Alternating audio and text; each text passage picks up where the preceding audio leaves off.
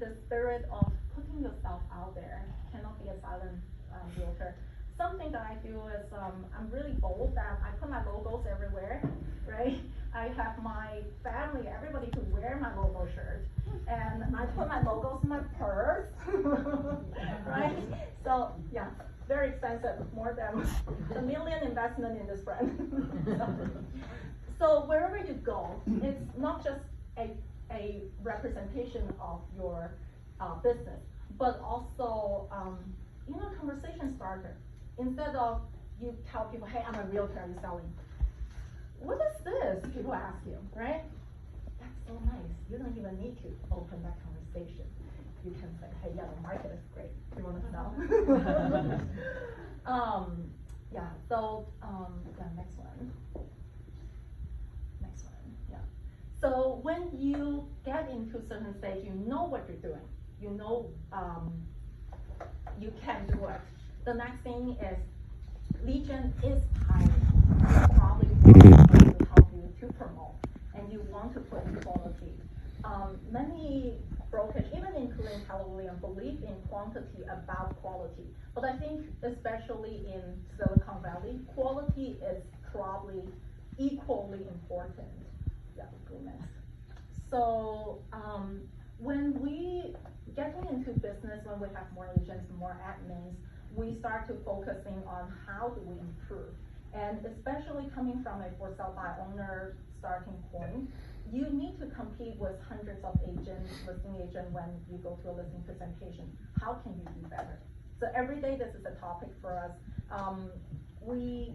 For example, last year spring was super hot market and nobody can book any stager. So we signed this 5 million. We're like, yes, this is our first site, 5 million, just for you guys to know, because I came from Peninsula. The price point was 1.6. So signing 5 was exciting. After that, we have a lot of 5, but that was the first.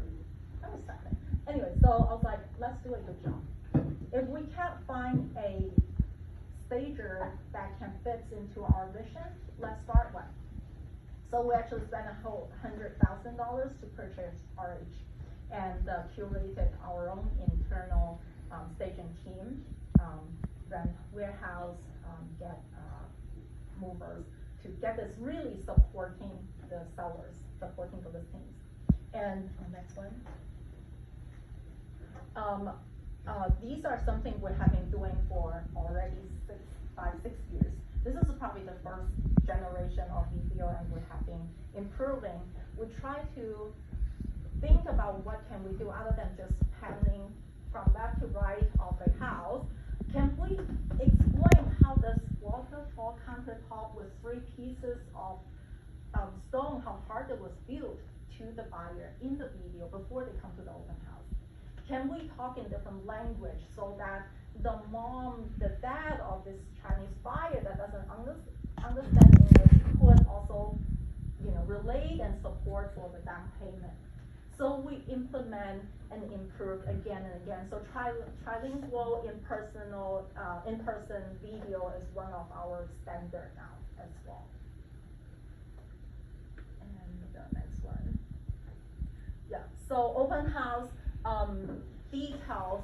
What else can we improve? Like we put the photos on the water bottle. We, put the selling point displays everywhere. We have a marketing board to tell all the neighborhood information. We even put fragrances whatsoever. There's a lot of things, many levels, layers on top, and we're gonna keep implementing, innovating.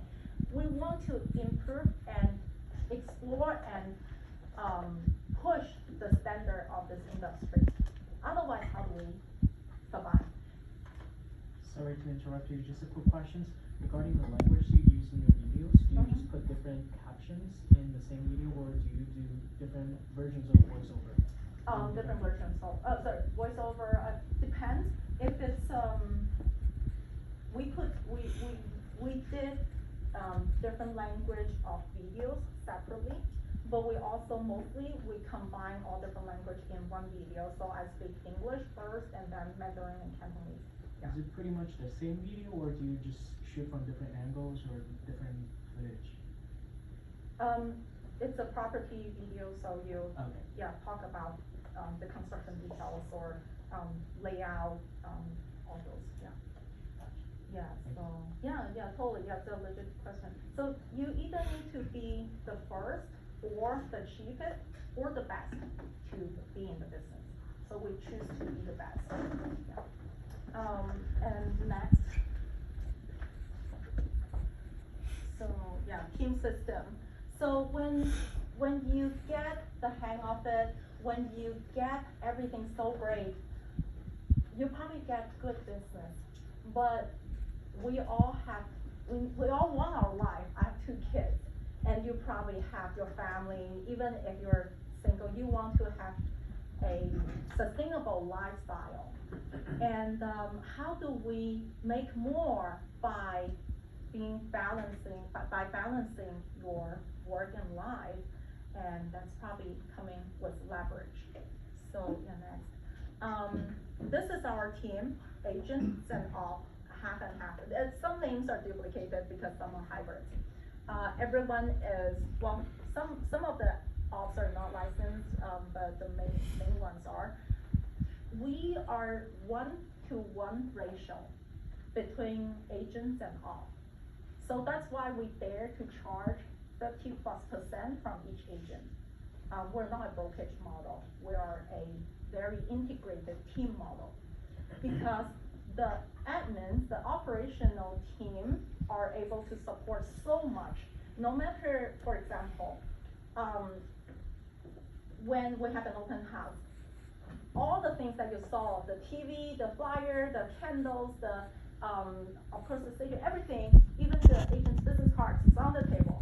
30 signs will be in the whole neighborhood. Our team agent just show up like a cleaning king.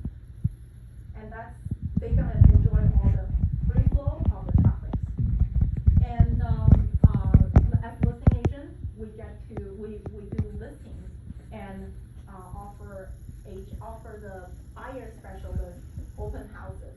Buyer specialists, they have motivation and incentive to promote a house, because even if they don't write an offer, if they get the buyer agent or buyer to write an offer with their open house time slot, they got commission.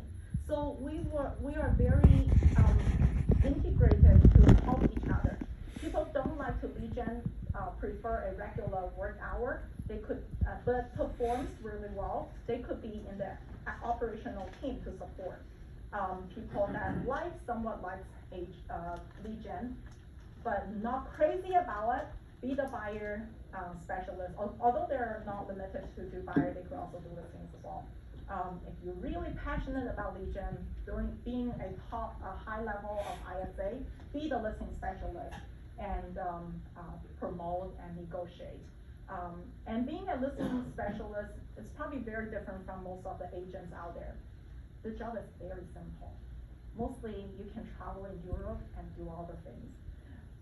All you need to do is, well, probably not the first meeting, because you still need to meet the client to do the signing. After that, go travel. So sign the agreement, right? Convert that listing appointment, and just disappear. The whole team, the operational team, is gonna take over everything.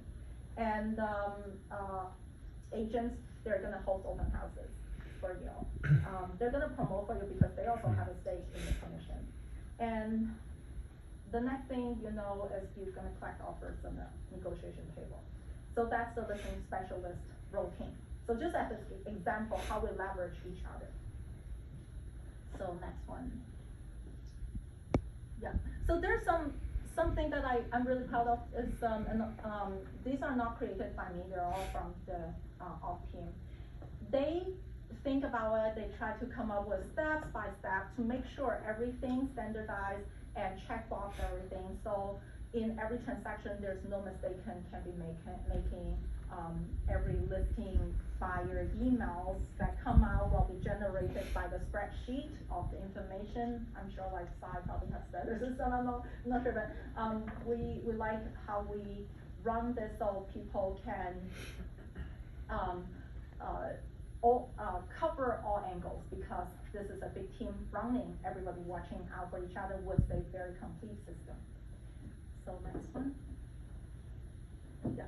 So one thing that I'm really glad is I remember lately there's lots of agents teams that are doing team merging, and we've been discussing that with many teams out there. And one thing that we realized is many teams are extremely business driven. We are, but we're also family driven. In our team, we have almost 0 turnover rate for the last couple years. When agents join, we take half a year to interview each agent. And after they get absorbed, everybody performs like an oil machine and runs like a family together. We fly everyone together to LA for the seminar for the family reunion, yeah. And we bond together, we do business together, and I think there's also a very clear splitting commission sharing system that I can share that if you guys are thinking about doing a team, it's a little bit complicated, but basically 10% for co-lead, 10% for setting up the first appointment as warm lead, 10% as they signing the listing agreement or buyer exclusive agreement, 10% as buyer, showing and selling, 10% negotiation and close. So that this is a very clear system that every agent can work with each other. Anybody can just go and travel and say, hey, I have this buyer, I already signed, the exclusive, and you please show and close it. And they know exactly, they don't need to negotiate, they know exactly how many percentage each person will get if they ratify. So it's very fair, it helps everybody to, instead of being a competitor, they become collaborators. So that's us, and next one. Yeah, so we're in stage 4 as a team building. And in the next phase, we probably will expand the team into a larger scale. So if any slightly larger, we're not aiming in progressively fast roll. We want to be stable and everybody profitable and happy. So if anybody wants to look into joining a team, we are slowly looking and we can talk. So that's us. I have a question. Yes. So you had mentioned you have a buyer specialist and listing specialist. Can buyer specialist be a listing specialist, or listing specialist be a buyer specialist, vice versa? Yeah, absolutely. So we have a listing specialist training path. Anybody can be a listing specialist, provided you have 3 buyer transactions, shadowing 3 listings, and co-listing for 3 times with the other listing specialist established one, and then that agent could handle listings on their own. It's not that hard to handle listing, but in a team running, it's nice to really work out with the operational team to understand all the details, who take care of what, so nothing is missing a blind spot. And there's also certain style of negotiation that we like to employ. So do you mind sharing the split with the agents? Is that something you would be happy? The list of agents. The split. split. Oh, the split. Yeah. So as I mentioned, it's the 10, 10, 10, 10, 10, and then the 50% goes to the team. Yeah.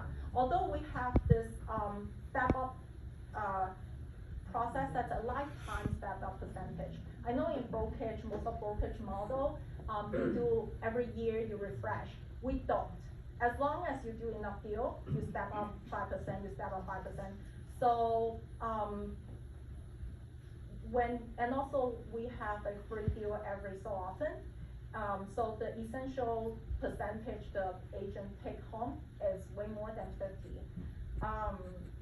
And the longer you stay, the more you produce, the higher percentage you go, and it never gets dropped down.